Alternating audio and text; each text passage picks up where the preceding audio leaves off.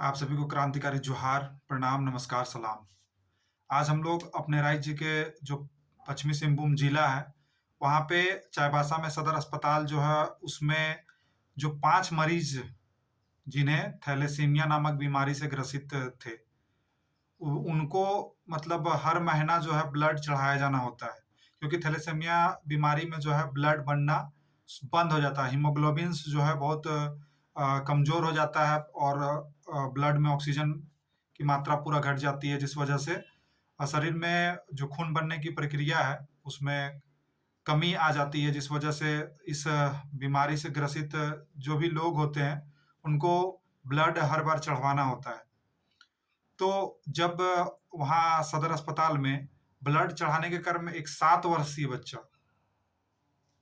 वर्षीय बच्चे को एचआईवी संक्रमित जो ब्लड है, उसको चढ़वा दिया गया, जिस वजह से वो बच्चा जो है एचआईवी संक्रमित रोग से भी ग्रसित हो गया। और मैं उस 7 वर्ष के बच्चे के बारे में थोड़ा-सा जानकारी देना चाहूँगा कि वो बच्चा अपने माता-पिता का इकलौता बच्चा है और उनके परिवार जो है मतलब आर्थिक जो अक्षमता होती है, इतनी है कि वो किन्हीं और अस्पताल में इलाज भी नहीं करा सकते हैं। इस वजह से वो सिर्फ़ और सिर्फ़ सरकारी अस्पताल में इलाज करवा रहे हैं। और जब उनसे पूछा गया कि क्या आप कोई और अस्पताल में इलाज करवा रहे हैं या करवाने के लिए सोचते हैं?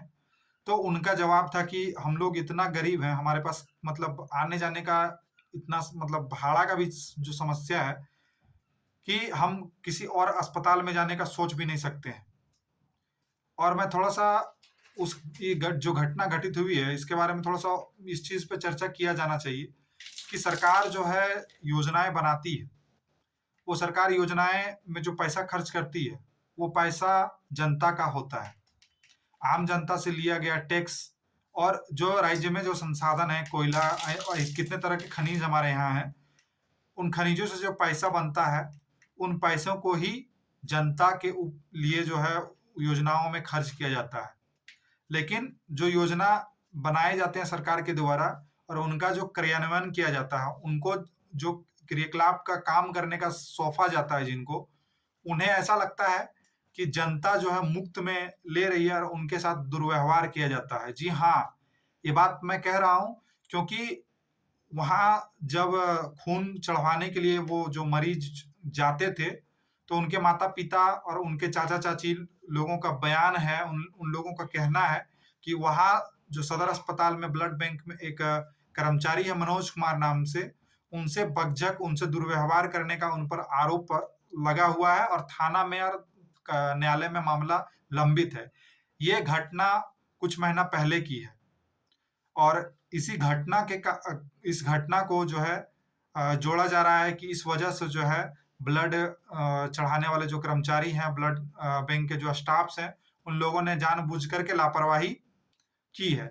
अब ये तो जानने का विषय है कि क्या मामला था, लेकिन ये बात सही है कि जब हम लोग सरकारी दफ्तरों में जाते हैं, सरकारी अस्पताल हो या फिर किसी भी योजना के लिए जो कार्यालय हो, तो वहाँ पे जाने के बाद जो है वहाँ आम जनता से अच्छा व्यवहार करने का उम्मीद नहीं किया जाता। वो चाहे थाना हो, चाहे बीडीओ का ऑफिस हो, चाहे सीईओ का ऑफिस हो, वहाँ पे जनता के साथ दुर्व्यवहार ही किया जाता है। अधिकांश मामले ऐसे देखने को मिलेंगे। और इनका शिकार जो है ये जो मरीज़ जिनका शरीर में एचआईवी संक्रमित ब्लड को चढ़ाया गया था, वो उनके परिजन इसके शिकार हो चुके थे, इस दुर्व्यवहार के शिकार हो चुके थे।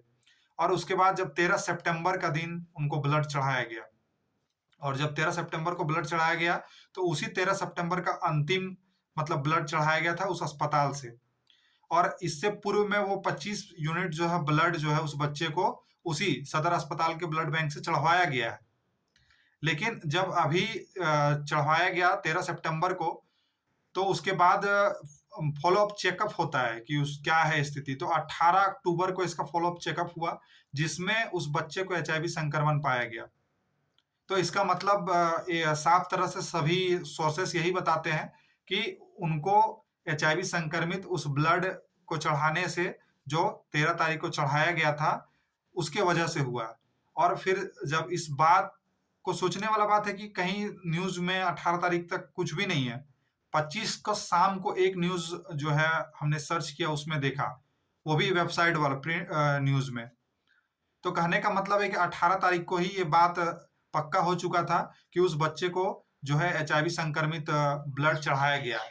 लेकिन उसके बाद 18 से 19, 20, 21, 22, 23, 24 6 दिनों से 7 दिनों तक कुछ भी नहीं हुआ। जब 25 तारीख दिन शुक्रवार को हाईकोर्ट ने स्वतः संज्ञान लिया और झारखंड सरकार के जो स्वास्थ्य मंत्रालय के सचिव हैं, उनको इस मामले में रिपोर्ट तलब किए, तब उन्होंने प्रतिक्रिया दिया और एक टीम जो है स्वास्थ्य सेवाएं निदेशालय का जो डायरेक्टर हैं डॉक्टर दिनेश कुमार, उनके नेतृत्व में 5 सदस्यीय टीम बनाई गई और उस टीम को शनिवार यानी 26 तारीख को सदर अस्पताल चाईबासा के ब्लड बैंक में और उस वार्ड में भेजा गया। वहां पे जांच, वहां औचक निरीक्षण करने का जो काम किया गया और उससे पता चला कि अन्य 4 बच्चों को भी एचआईवी संक्रमित जो रक्त है वो चढ़ाया गया है। यानी कुल 5 बच्चों को एचआईवी संक्रमित ब्लड को चढ़ाया गया और वो जो 5 बच्चों पर जो ब्लड चढ़ाया गया, वो बच्चे थैलेसीमिया नामक बीमारी से ग्रसित हैं। अब ये सोचने वाला विषय है कि क्या ऐसी घटनाएं क्या मामूली घटनाएं हैं? ये मामूली घटनाएं नहीं है। मैं इसको अब समझाने का प्रयास करता हूँ और हम आम जनता से रिक्वेस्ट करेंगे तो इसको गहराई से समझने का जरूरत है। पूरे राज्य का स्वास्थ्य व्यवस्था और अन्य विभागों का भी यही स्थिति है। अब मैं ऐसा क्यों कह रहा हूं कि अगर वहां पे एचआईवी संक्रमित ब्लड बैंक में स्टोर हो रहा है तो इसका जिम्मेवार कौन है? क्या वहां के टेक्नीशियन जो ब्लड बैंक के इंचार्ज हैं, जो ब्लड बैंक के स्टाफ हैं, वे लोग नहीं है? क्या इसके उस विभाग के जो जिला में एक तरह से विभागीय अध्यक्ष कहा जाए तो सिविल सर्जन, क्या उसके जिम्मेवार नहीं है? क्या सिविल सर्जन के ऊपर के जो लोग हैं और जो इस सब मंत्रालय के हेड हैं, मंत्री इरफान अंसारी जी, और साथ ही साथ हमारे राज्य के जो मुखिया माननीय मुख्यमंत्री हेमंत सोरेन जी, क्या इसके लिए जिम्मेवार नहीं है? ये सवाल क्यों नहीं पूछा जाना चाहिए? अगर किसी घटना को घटित हो रहा है और जो घटना घटित कर रहा है, तो वो जिम्मेवार तो वही होगा। अब बात रह गया कि क्या वहां पे ऐसी सुविधाएं नहीं है कि ब्लड को जांच करने के बाद जो है ये पता लगाया जाए कि उस ब्लड जिसका भी लिया जा रहा है, ब्लड डोनेशन ब्लड लिया जा रहा है, वहां पे उस ब्लड को जांच करने का प्रॉपर स्थिति वहां पे उस ब्लड बैंक में नहीं है। और ये बात सत्य है क्योंकि अभी कुछ इरफान अंसारी जी का बयान आया है कि कुछ ऐसे तकनीक है जिसका उपयोग करके हम लोग जो है अब ब्लड को लेने का काम करेंगे। और मतलब जब बयानबाजी करने की बात आती है तो बयानबाजी करते हैं कि पूरा स्वास्थ्य व्यवस्था चकाचक कर दिए हैं और जिनको नहीं दिखता उनको मोतियाबिंद हुआ है। ये स्वास्थ्य मंत्री का बयान है। हमने ये पीटीआई को जो इंटरव्यू उन्होंने दिया है उसमें ये बात कहे हैं। मैं दिखाऊंगा और स्वास्थ्य जो स्थिति है वो तो आप लोग जानते ही हैं और जगह जगह पे देखने और दिखाने का काम किया ही जाएगा। तो ये स्थिति है। और क्या संविधान का अनुच्छेद 21 हमें जो जीवन का अधिकार देता है, क्या ये जो बच्चे जिनको एचआईवी संक्रमित खून चढ़ाया गया, उन्हें भविष्य में अगर उनको कुछ होता है तो क्या इसका जिम्मेवार कौन लोग होंगे? अब मैं थोड़ा-सा कौन लोग होंगे इस पे विचार कीजिएगा और मैं थोड़ा-सा जो सरकार की कार्रवाई करने का जो प्रक्रिया होता है, वो कोई भी सरकार होते हैं, उनकी ये प्रक्रिया और उन प्रक्रिया का परिणाम क्या होता है, इस पे चर्चा कर लेते हैं। सरकार का निर्देश आया है, मतलब ये सोचने वाला निर्देश आया भी कैसे?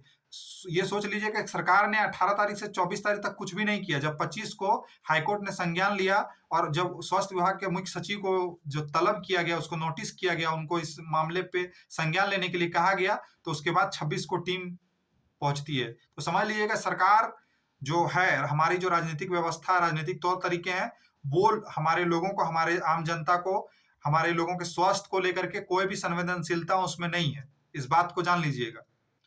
उन्होंने जब संज्ञान हाईकोर्ट ने लिया, उसके बाद जो है, उसके बाद का कार्रवाई का सिलसिला देखिएगा। इस कार्रवाई का परिणाम क्या होगा, ये कभी भी न्यूज में नहीं आएगा। कार्रवाई का परिणाम नहीं दिखाया जाता। कार्रवाई का जो मतलब ढोल पीटा जाता है, उस ढोल से लोग फिर भूल जाते हैं। अब मैं इस ढोल के बारे में थोड़ा सा बताता हूँ कि 26 तारीख को जब इन लोग यहाँ पे टीम जब आई और ये बातें पुष्टि हो गई कि 5 बच्चे, 5 जो मरीज हैं जो थैलेसीमिया से ग्रसित थे, उनको एचआईवी संक्रमित ब्लड चढ़ाया गया है। उसके बाद जब ये रिपोर्ट पूरा फैल गया, 26 तारीख को पूरा रिपोर्टिंग होने लगा, तो उस दिन जो है, उसके बाद मुख्यमंत्री जी का बयान आता है उनका फेसबुक में और उनका ट्विटर हैंडल में।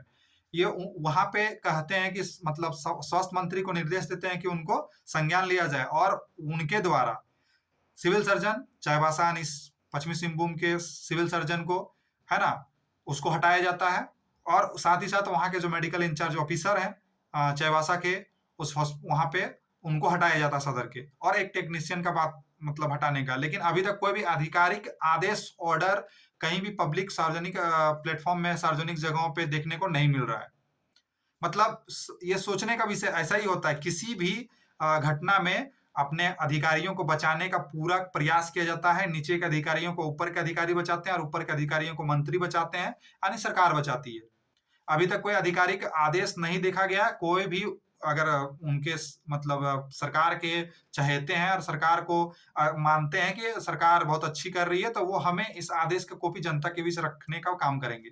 दूसरा कि उनको सस्पेंशन करने के बाद क्या कार्रवाई होगा? अगर उन 5 बच्चों के साथ कुछ होता है, उन 5 जो मरीज़ हैं जिनको एचआईवी संक्रमित तक चढ़ाया गया है, उन लोगों के साथ भविष्य में कुछ हो, जान-माल की क्षति होती है, तो उसके बाद सरकार क्या कार्रवाई करेगी? क्या उनका सस्पेंशन फिर से रद्द होने के बाद फिर से रिज्वाइन करके फिर वो काम करेंगे? और यही होता है, हर मामले में यही होता है। इसके बाद फिर हम लोगों को याद भी नहीं आता है, पुरानी चीज़ें भूल जाते हैं। अगली, सरकार ने 2-2 लाख मुआवजा देने की बात कही है। सरकार 2-2 लाख मुआवजा और साथ ही साथ बोला गया है कि जो भी इन लोगों का इलाज में खर्च होगा, वो काम हम लोग करेंगे।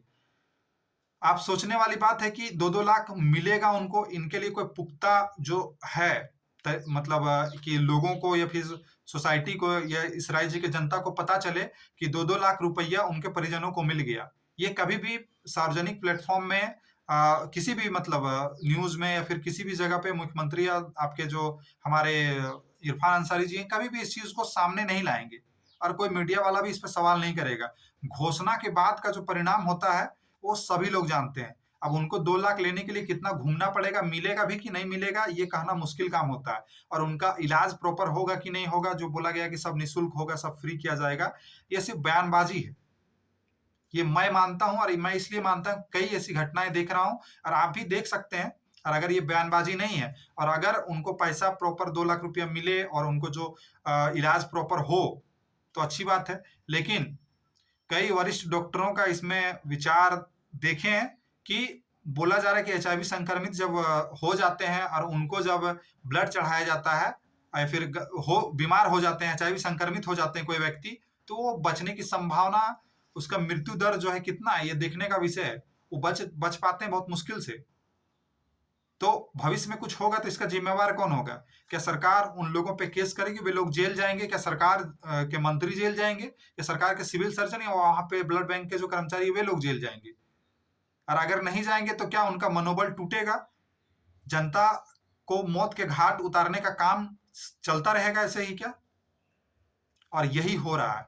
पदाधिकारी पदाधिकारियों को बचा रहे हैं और ऐसा ही हमारे राज्य का, हमारे राजनीतिक व्यवस्था का मतलब काम कारनामा चल रहा है। ये चीज़ें मतलब उनकी ओर से कार्रवाई की बातें की गई, मीडियाज़ में रिपोर्ट्स आए। अब आगे देखना है कि कब तक उनको 2 लाख मिलेगा और कब तक उनका प्रॉपर इलाज होगा, वो सुरक्षित रहें, ये हम लोग भी चाहते हैं उन 5 मरीजों को जिनको एचआईवी संक्रमित हुआ।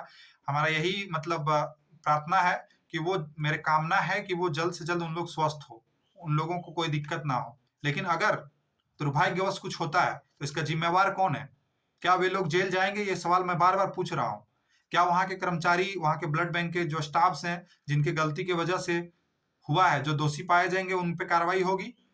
बेशक नहीं होगी। ये बात जान लीजिए, जनता की स्थिति बद से बदतर हो जाए, ये लोग ढोल बजाएँगे मीडियाज़ में, फ़ोटो मतलब प्रचार-प्रसार करेंगे, फ़ोटो खिंचवाएँगे, है ना? ये सब चीज़ें होती रहेगी, लेकिन जनता की समस्याओं का समाधान जो है तरीके से नहीं होने वाला है। इस व्यवस्था को बदलने की ज़रूरत है। अगर इस व्यवस्था को बदलाव के लिए आम जनता आगे नहीं आएगी, आम जनता अपने दर्द, अपने समस्याओं को लिए लड़ने के लिए तैयार नहीं होगी, तो ये राजनेताओं से अपेक्षा मत कीजिएगा। इस बात के लिए आश्वस्त रहिए कि वो आपके लिए लड़ने नहीं जा रहे हैं। वो एक फॉर्मेट में काम कर रहे हैं, जिस फॉर्मेट में उसे कुर्सी मिले। उससे बाहर जाके कोई भी काम नहीं करेंगे। उस फोरम से, उस कोरम से बाहर आके कोई काम करने वाले ये लोग नहीं हैं। इस चीज़ को याद रखिएगा। वो चाहे कोई भी जनप्रतिनिधि हो। उनको उतना ही बोलना है जितना में कि जनता पसंद करे और जनता फिर उन्हें मतलब सत्ता तक, कुर्सी तक पहुँचा दे। वो जनता क्या बोल रही है उस चीज़ को ही उनको सुनना चाहिए।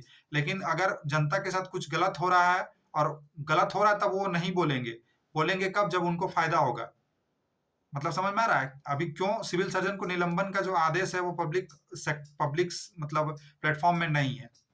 2 लाख रुपया कब मिलेगा इसका कोई मतलब ठीक-ठिकाना नहीं है और आने वाले भविष्य में कोई रिपोर्टिंग भी इस मामले पे होने नहीं जा रही है। ठीक है? तो बस मैं यही कहूँगा कि अपने आप को सशक्त बनाइए, ये व्यवस्था को बदलने की ज़रूरत है और ये देखना है 2-3 सवाल जो मैंने आप लोगों के बीच रखा है कि वो होता है कि नहीं?